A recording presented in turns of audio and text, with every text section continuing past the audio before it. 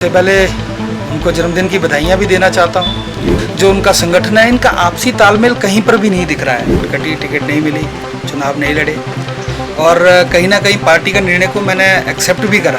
Fortunately हम लोग election defeat हुए धर्मशाला में। 10 गारंटी योजनाओं को उन्होंने जाकर लोगों के बीच में बेचा कि हमारी सरकार बनेगी तो हम ये करेंगे, ऐसा करेंगे। जनता आज कहीं अपने आप को ठगा महसूस कर रही है। कांग्रेस के नेताओं की जो फ्रैक्शंस है, वो इनकी आपसी लड़ाई है, वो लड़ते रहे, परंतु जनता के साथ जो आपने वादे किए थे, मैं तो कहता हूँ झूठे वादे किए थे, उनको निभाने के लिए आज प्रयत्न करिए। नमस्कार, welcome to the News Radar और आप सभी के साथ मैं प्रतिमा राणा। धर्मशाला से राजनीतिक गलियारों से आज हमारे साथ मौजूद हैं धर्मशाला के पूर्व विधायक विशाल नहरिया जी। खास बातचीत करेंगे धर्मशाला को लेकर के और इनकी पॉलिटिकल करियर को लेकर के। सर, बहुत स्वागत है आज आपका न्यूज़ रडार में। बहुत धन्यवाद प्रतिमा जी। सर, जिस तरह से अगर हम बात करें टिकट को लेकर, जो भी लास्ट इलेक्शंस हुए हैं, इलेक्शंस में टिकट ना मिल पाना एक बहुत झटका था आपके करियर को लेकर के। और एज ए विधायक भी अगर बात करें तो बहुत सारे कार्य जो हैं वो आपने किए भी थे इसमें।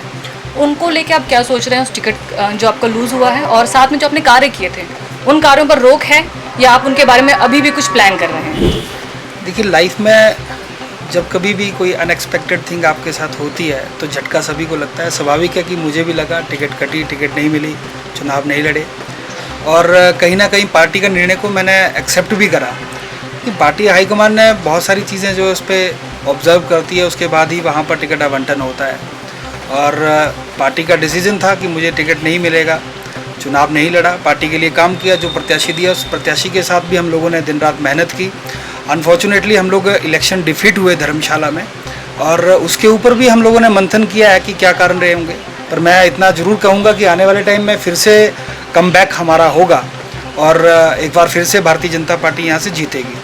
और जो एक छोटा टेन्योर मुझे मिला था, क्योंकि मैं बाई इलेक्शन में धर्मशाला में जीत कर आया था और उस बाई इलेक्शन में जीतने के बाद धर्मशाला के लोगों का धन्यवाद भी किया और यहाँ पर दिन रात लगन के साथ भी और ईमानदारी के साथ काम किया। बहुत सारी चीज़ों का इम्प्लीमेंटेशन यहाँ पर बहुत शॉर्ट टाइम में किया, क्योंकि सबसे बड़ी बात है राजनीति में एक चीज़ आप देखिए कि 5 साल का टेन्योर एक नॉर्मल कार्यकाल जो रहता है, पर मुझे फिर भी 2.5 साल का मिला। उस 2.5 साल के कार्यकाल में आपने सीखना भी और उसको एग्जीक्यूट भी करना। बहुत सारे चैलेंजेस थे, कोविड का टाइम भी हम लोगों ने देखा, लॉकडाउन जैसी चीज़ें भी वहाँ पर देखी, पर फिर भी बहुत सारी चीज़ों का यहाँ पर प्रैक्टिकल इम्प्लीमेंटेशन जो धर्मशाला के बीच में किया। कई नई प्रोजेक्ट्स को लेकर आए। आप देखेंगे कोविड के बीच में ही हमारा जो रोपवे प्रोजेक्ट धर्मशाला में बनकर तैयार हुआ। सेंट्रल यूनिवर्सिटी धर्मशाला का जो कैंपस था, उसकी फाइल जो पहले क्लोज हो चुकी थी उसको फिर से खोलना, उसकी सारी फॉर्मेलिटीज़ कंप्लीट करना। स्मार्ट सिटी के बहुत सारे प्रोजेक्ट्स था, उनका धरातल पर इम्प्लीमेंटेशन करवाना। इसके साथ साथ में ग्रामीण स्तर पे भी हम लोगों ने जो पार्क्स और वहाँ पर प्लेग्राउंड था उसका भी वहाँ पर उसकी स्थापना करना, वहाँ पर लोगों को ये सारी सुविधा देना, ये सारी चीज़ें जो है बहुत छोटे से कार्यकाल में करवा कर दी हैं। और मुझे खुशी है कि धर्मशाला के लोगों के साथ मिलकर मैंने वहाँ पर काम करने की कोशिश की। सर, अभी अगर बात करें तो भाजपा ने पदाधिकारियों की नियुक्ति करी है, तो उसमें आपको कैसे देख रहे हैं, उसमें कि आपकी पार्टी में उस चीज़ को लेकर छवि के बारे में कोई बात है? देखिए, व्यक्तिगत मेरा विरोधी कोई नहीं है और मैं तो ये मानता हूँ कि हम लोग जिस पार्टी में काम करते हैं वहाँ पर सभी एक लक्ष्य को लेकर काम कर रहे हैं। हमारा पार्टी का नेतृत्व जो है एक लक्ष्य को निर्धारित करता है, उस लक्ष्य को लेकर हम लोग मिलकर काम करते हैं। मेरा व्यक्तिगत यहाँ पर कोई विरोधी नहीं था, ना है और ना मुझे लगता है कोई मुझे बनाने की आवश्यकता, ना मैं किसी को बनाऊँगा। सर, हाल फिलहाल ही अगर हम बात करें, धर्मशाला के विधायक जी का जन्मदिन भी था जी, उसके बारे में क्या कहना चाहेंगे? क्योंकि वहाँ पर उस टाइम काफ़ी टिप्पणियाँ हो रही हैं कि उन्होंने अपने गुरु वीरभद्र सिंह जी का जो है कहीं साइड लाइन में ही रहे, तो उसको लेके क्या कुछ कहना चाहेंगे? मैं सबसे पहले उनको जन्मदिन की बधाइयाँ भी देना चाहता हूँ। और बाकी रही पॉलिटिकल बात कि वो अपने बैनर्स में अपने नेताओं को इंट्रोड्यूस नहीं कर रहे हैं, उनका फ़ोटोज़ नहीं लगा रहे हैं, वो उनका व्यक्तिगत निर्णय है। देखिए, आप देखिए अभी वर्तमान समय में भी सरकार के मंत्रियों के साथ का सरकार के जो उनका संगठन है, इनका आपसी तालमेल कहीं पर भी नहीं दिख रहा है।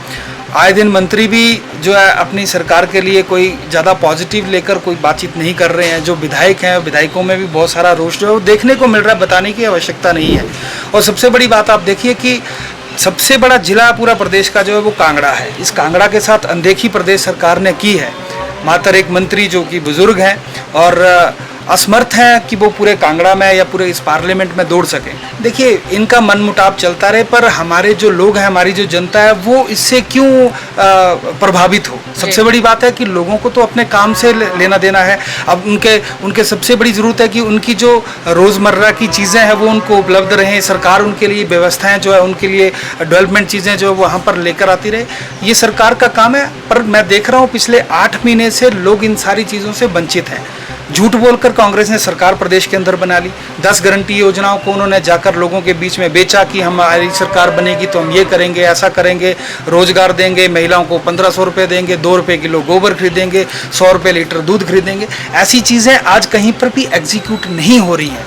जनता आज कहीं अपने आप को ठगा महसूस कर रही है, और वो आपसी इन लोगों की, नेताओं की जो है, कांग्रेस के नेताओं की जो फ्रैक्शंस है, वो इनकी आपसी लड़ाई है। वो लड़ते रहे, परंतु जनता के साथ जो आपने वादे किए थे, मैं तो कहता हूँ झूठे वादे किए थे, उनको निभाने के लिए आज प्रयत्न करिए, नहीं तो जनता, हिमाचल प्रदेश की इस देवभूमि की जनता आपको माफ़ नहीं करेगी।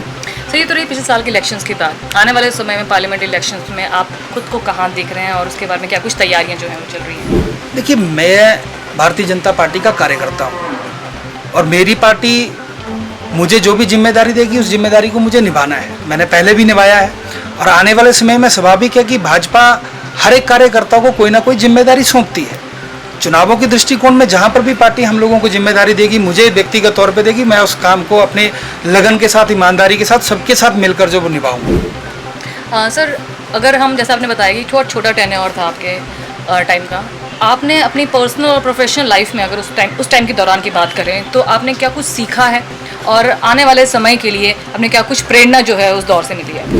व्यक्ति अपने जीवन में हर दिन जो है वो कोई ना कोई चीज़ सीखता है, और मेरा जो कार्यकाल है उसमें मैंने बहुत सारी चीज़ें देखी हैं, अच्छे बुरे दोनों चीज़ें वहाँ पर फेस करी हैं, और वहाँ से बहुत सारी चीज़ें जो सीखी भी, परंतु जो मतलब व्यक्तिगत लाइफ उसको मैंने अलग रखा था, और जो सार्वजनिक लाइफ है, पब्लिक लाइफ है, उसको कभी उस सारी चीज़ों से इम्पैक्ट नहीं होने दिया, क्योंकि लोगों ने मुझे चुनकर भेजा था। उनकी सेवा करना मेरी ड्यूटी थी, मेरी जिम्मेदारी थी, जिसको मैंने निभाने में अपनी कोशिश की है, हर संभव कोशिश की है, और मैं उसमें ये मानता हूँ, क्योंकि लोगों ने आशीर्वाद दिया था, मैं मानता हूँ कि उसमें मैं बहुत हद तक जो है वो सफल भी रहा हूँ।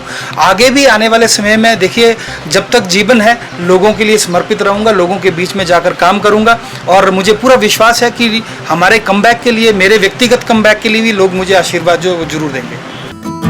Make sure to drop a like and comment, and don't forget to subscribe to the News Radar.